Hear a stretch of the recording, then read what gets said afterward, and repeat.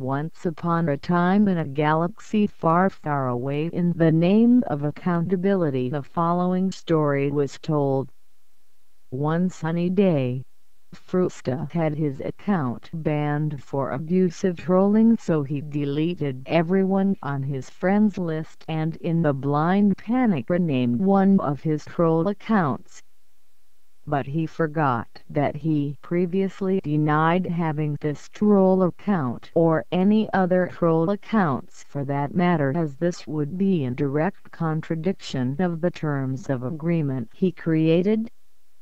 So vehement is he on this issue that he has repeatedly enforced this rule and either kicked players or made them remove those additional accounts with the requirement of proof they had done as he wanted. But of course double standards are not an issue for this brazen old fool. In fact, he and many others within the clan should be kicked for not being very good anyway, as this also contradicts the terms of agreement.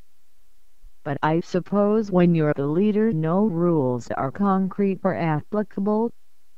But I digress. Frewsta forgot that in his panic the actual URL of the associated Steam user accounts can't never ever be changed.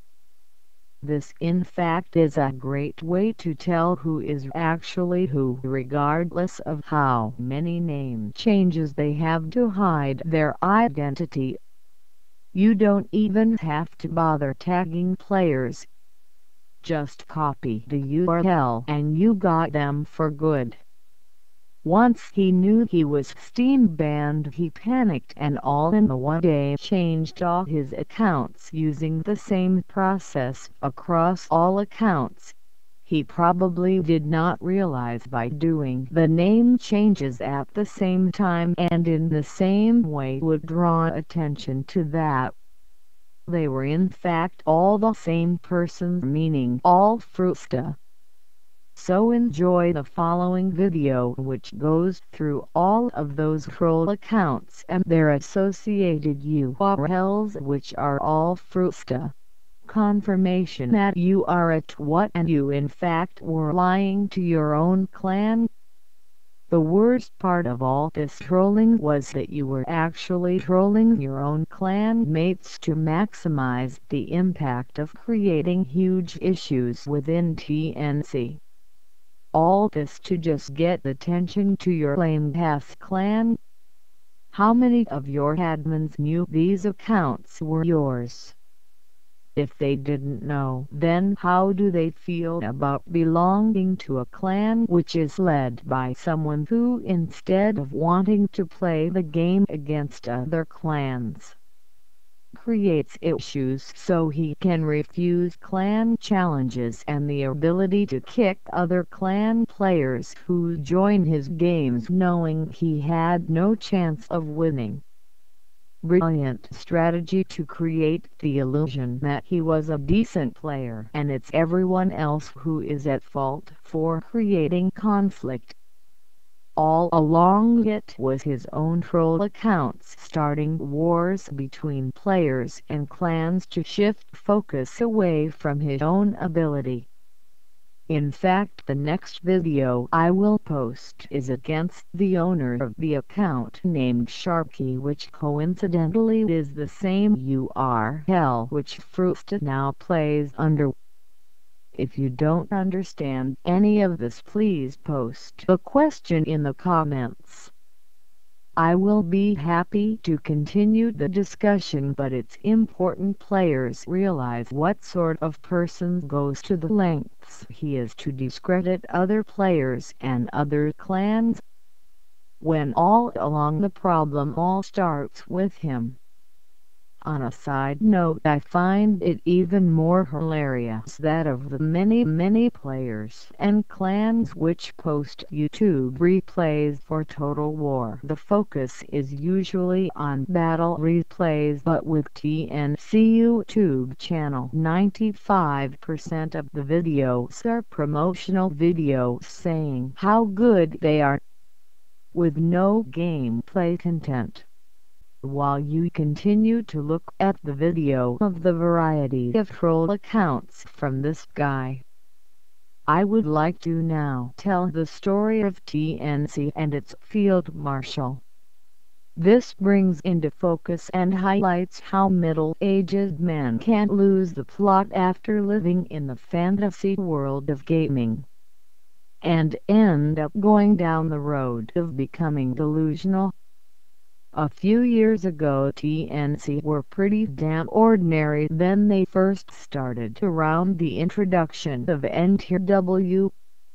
Back then lots of elite clans existed like Agony, Napkill, TWR, USSR, AG, Virus, WOC, HG, CW, Huntsman, Clan Long. These clans pretty much dominated Total War, as each clan had some excellent individual players. So when Shogun 2 was released, these good clans moved on from NTW to Shogun. Like any game, the really good gamers moved to new challenges.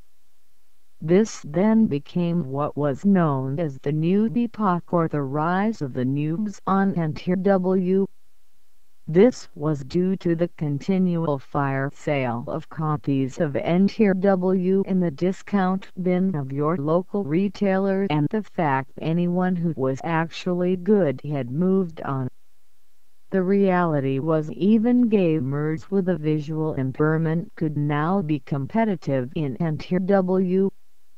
Out of this came the many noob clans, where groups of noobs could come together as a collective according to their playing styles.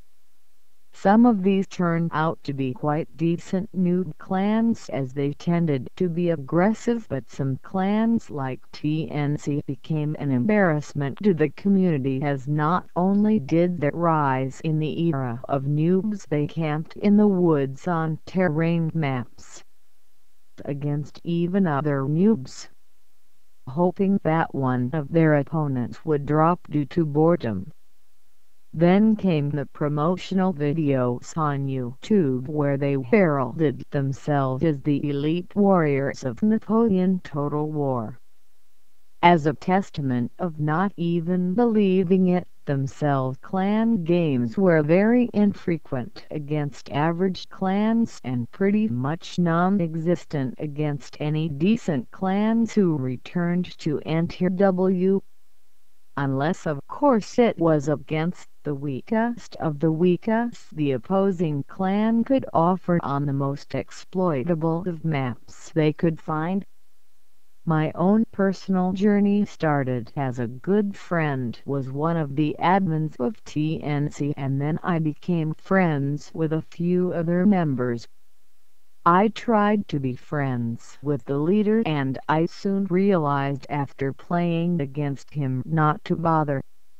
He demanded that in-game he told how his team played to quite a crazy level. If you were beating him, my friends would send me messages that he was raging in team chat, and he insisted someone help him out immediately or they would be kicked.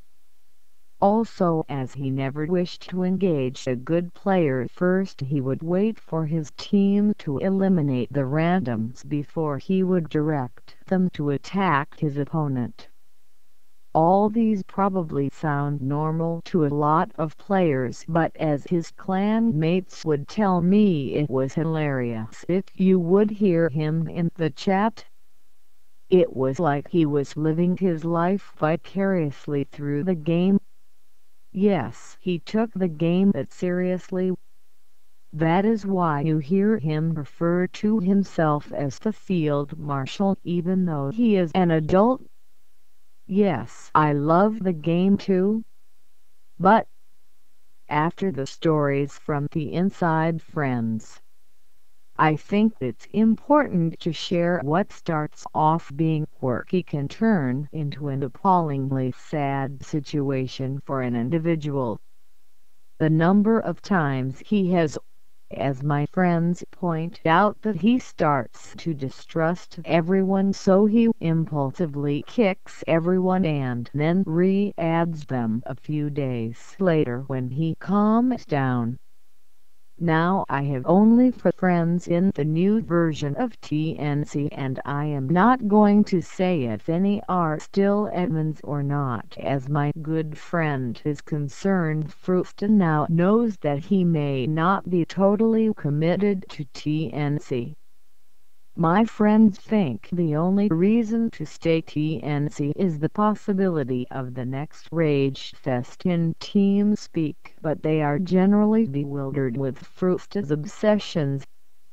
Really, alarm bells should go off in the minds of the sane, and if in doubt put in place mechanisms to avoid the possibility of becoming so extreme. Good luck. In Rome too? TNC as the Ninth Legion. But if you had bothered to investigate the history of that legion, you may have realized that it's a pretty poor choice, as the Ninth Legion faded away into oblivion.